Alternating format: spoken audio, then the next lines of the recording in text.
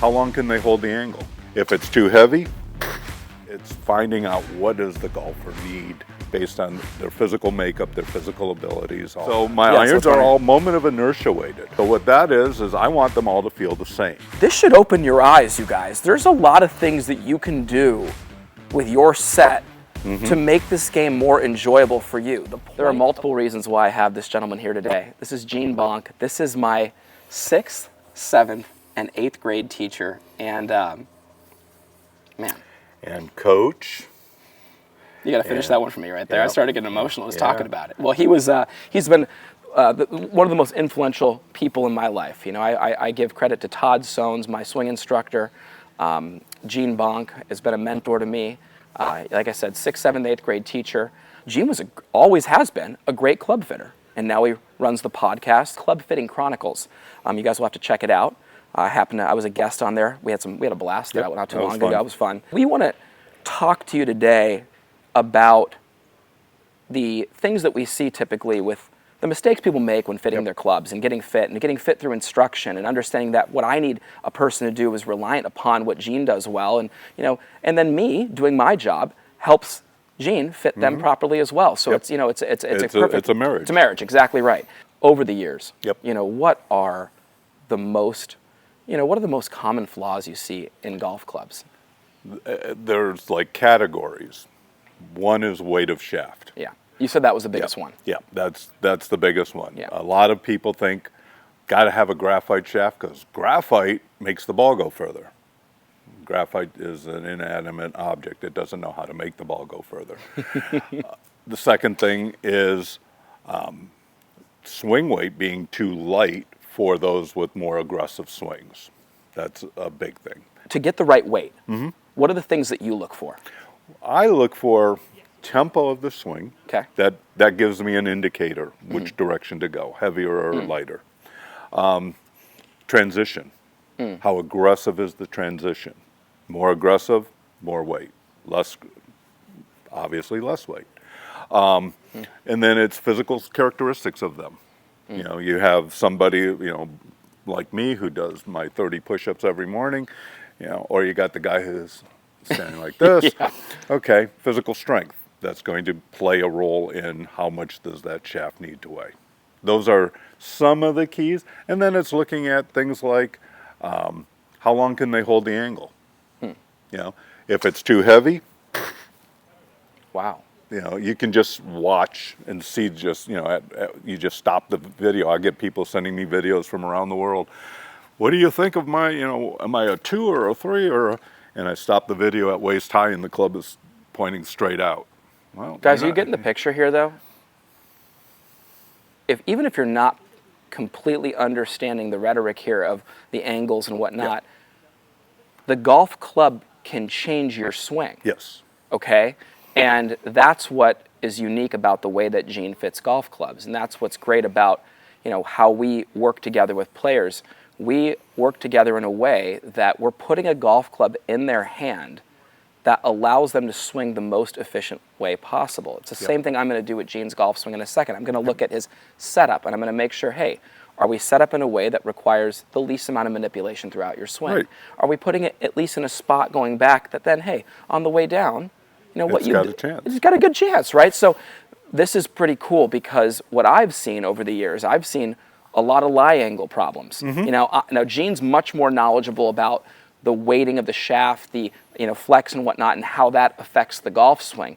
I look at lie angle as a really big problem. I mean, how many times? That's starting direction. Exactly right. Not only starting direction, I look at early extension being a major issue in many people's swings. And a lot of people will adjust their setup to match the lie angle, and you get it upright. What's funny? I hear this all the time. People tell me, in the right setup, they think their toes off the ground. Right. I go, well, how you arrive, right. No matter what, the shaft's going to be a good 4 to 6 degrees higher, even with the best players in the world, than what it sets up with at the point of impact, and your setup right here. Yep. It's going to arrive up there. Well, and the shaft droops as it's coming into impact. Exactly. So if the toe is flat to the ground at address and you return it, it's going to be digging. Toe dig, and that's important to understand. So, a lot of times what happens, though, is the typical club fitter puts Yep. the tape on. Never forget Todd doing this to me. This is going right. This is funny. So Todd and I, and I love telling this story. It's like my Yep. first week teaching. Yep. And part of our gig was we wanted to fit and make sure people were set up the right way. Now, I get in there, put the tape down, and it's just, I got the heel mark, and what do? I go, Todd, I think it looks like he's going to need to be 2 degrees, bent upright. Todd looks at me and goes, looks over at the guy, show me a swing. And I just immediately go, oh, come on. Show him a swing. Guy looks like this at impact, right? It was a toe divot. It was a toe mark right there, and he looks like this. You told the story on our podcast. On our podcast, yeah. And so I knew the story. Yeah, you knew the story. It was a toe mark, not a heel mark. That's right. And it was like this. And Todd tells me, "Hey, show me the video." And he goes, are you gonna really fit him to that, or are you gonna maybe we go the other direction, flatten it more, so that it forced him to stay down in it more? And sure enough, we did that. It was game changing for him. But yeah, so that's what we want. We want to open the eyes of our viewers today, not only to be checking out his podcast, which is amazing. Really does a great job on there of explaining, how to be fit properly, but we want to marry it with instruction. We talked about a good plan for people to be able to get fit. We said it interesting. I said it. I want to make sure this guy's swinging well, set up well, and going to his lesson, to his fitting with good technique. And I think that makes sense. Yep.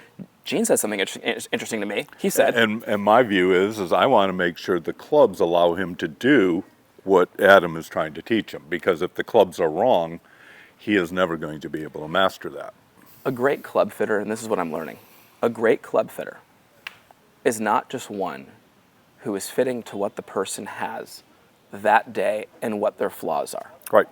A great club fitter understands, well, here in a good setup with the right swing, this is what you're going to need. Right. This is for your swing, the weight shaft that would be most preferable. Yep. And I always use the baseball example.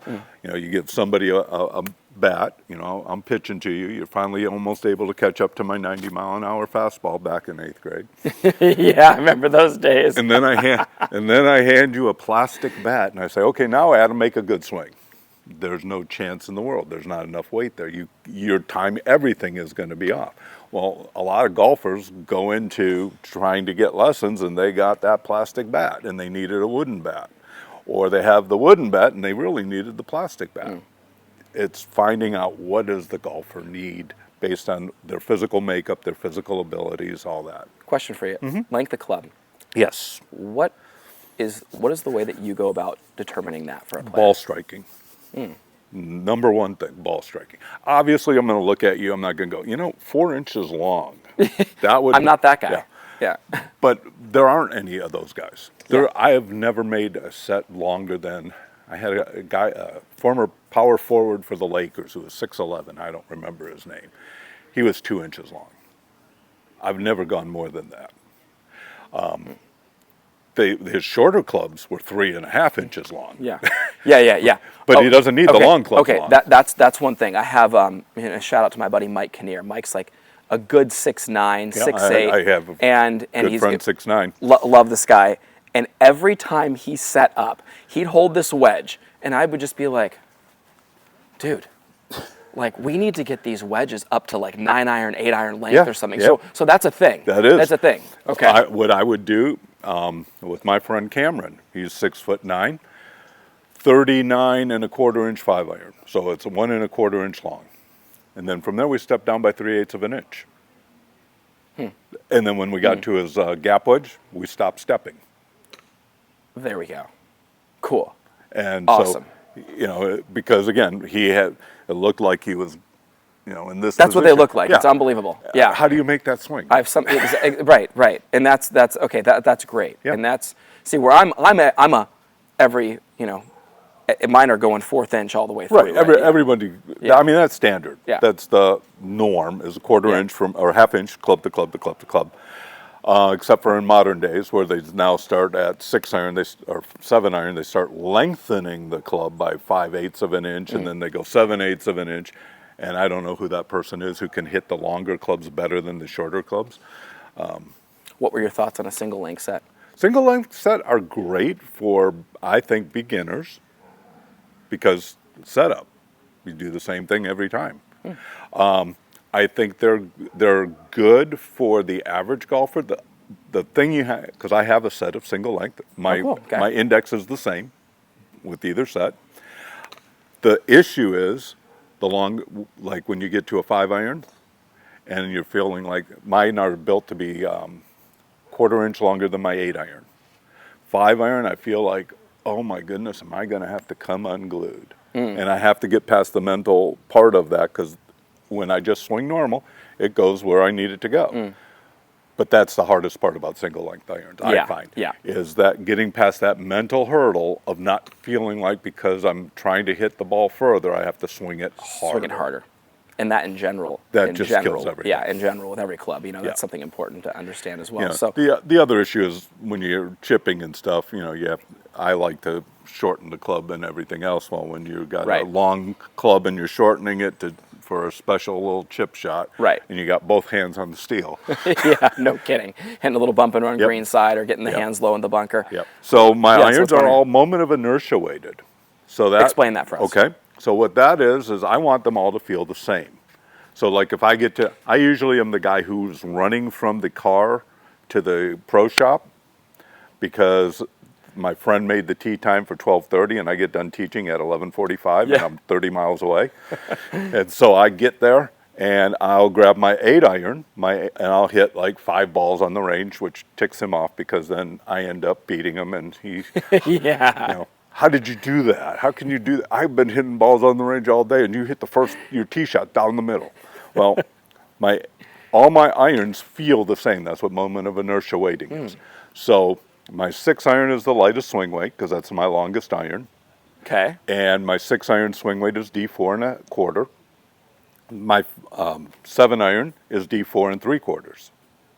My 8-iron is D5 1/4. My 9-iron is D6. For somebody who doesn't understand D5, D6, right. So let's break that down. Right. It's an arbitrary system that was invented in the 1920s when we went from club makers to big business making golf clubs. And it was a method of saying these are all the same. Now, some people, like yourself, I would probably never introduce moment of inertia weighting because you have it figured out. Right. But most golfers don't have it figured out. And it's easier to swing the same feel than it is to say, okay, I have my 4-iron and that's a little bit lighter than my 9-iron is a lot lighter feeling than my 4-iron. My 4-iron's heavier because it's a longer shaft. It takes more energy to get it started. My 9-iron I get quick with. Well, that was me. This should open your eyes, you guys. There's a lot of things that you can do with your set to make this game more enjoyable for you. The point of Poor Zach Golf's YouTube. Mike and I started this with Kevin. We got to give Gabe Reiter a shout out for initially starting Poor Zach Golf's YouTube. Kev came out and just took it to another level. And Mike and I have just been on a mission. We wanted to change generations of the game. We wanted to affect as many people. That's why I got into club fitting. Exactly. We wanted to affect as many people as possible. We wanted to just help everybody play better and enjoy what we think is the world's greatest game. Amen. No doubt about it, right? It is. And look, look, we're not going to be on a football field doing this. No, we're on a golf course doing this. I'm not going to run you down there. Yeah, no, I wouldn't want you to run me down still, Gene. but anyways, I'll say this. It should open your eyes because you're looking at what Gene does with his golf clubs. I mean, he's catered these clubs to who he is and how he goes about it. Not only what feels great for him, but what works for him. Yep. What works the best. So, it puts me to, I think about even how I fit. And, I stay away from that these days. I just stick to my lane and I just teach the game. I stick to the mental aspect of it. I will dip into that. With my degree, of course, in sports psychology, I get into that. It's a huge part of my job as well. And I stick with the technique and being a coach, not just a swing instructor. I pride myself in being a golf coach. And the one thing I will say, though, I've really taken a step back from fitting. Now, can I, better than most, help you get into the right sticks? Absolutely. Yeah. You would recognize at least that's wrong. 65,000 hours of teaching into it, I can definitely tell you, hey, by the way, you need something else. But guys, this is another level of fitting here. And I'm once again going to say, Club Fitting Chronicles, go check out their podcast. You know, give Gene a call. Send me an email. Send him an email. Send him a swing too. Yeah. You know, we'll both collaborate on it together, and I'll get back a little tip for you, as well as, you know, what you need to be doing here with how you fix your equipment. Because if we're truly going to make everybody their best, and that's the goal of what we're both trying to do here through Poor Zach Golf and through Club Fitting Chronicles, you're going to have to be fit the right way. Yep. Okay? This instruction will help you. What we talk about will help you. You can go back to any one of our videos, and there's something relevant to everybody and everyone. Yep. But let me tell you, what's relevant to everybody and what everybody needs, they need to be fit correctly.